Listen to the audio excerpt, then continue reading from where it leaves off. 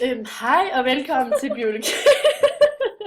Altså, hej og velkommen til biologitimen i første R. I dag så skal vi snakke om figur 146 i biologi til tiden, og det handler om kromosomtal i forskellige væv.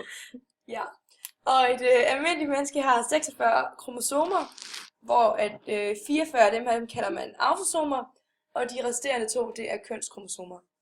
Manden han har heterolog kønskromosomer, og det vil altså sige, at han har 2 forskellige kønskromosomer, der han har et X og et Y.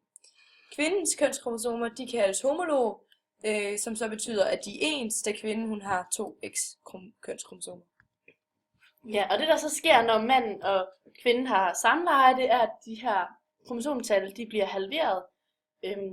Og så får den nye baby altså 22 kromosomtal fra hver plus et kønskromosom fra hver. Og den får et X-kromosom fra moren, og så får den enten et X eller et Y kønskromosom fra faren, så man kan altså sige, at det er faren, der bestemmer kønnet. Hvis der nu undervejs sker en ændring i cellens arvemateriale, så er der tale om en mutation, og det kan ende ud i, at barnet får 47 kromosomer, og det betyder, at barnet bliver mentalt retarderet. Når en sygdom den er arvelig på grund af en mutation i et gen, så kalder man sygdommen for en monogen sygdom. Ja, og man skelner mellem 2 slags forskellige mutationer. Der er både mutationer i kropscellen og i kønscellen. Men i kropscellen, der kalder man det somatiske mutationer.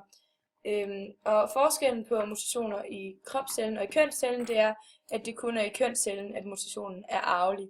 Da det ligesom kun er her, at den her sygdom gives videre til afkommet. Ja, og det var alt, vi havde at bringe. Vi siger tusind tak, fordi I lyttede. Det var bare mega dejligt. Hej hej.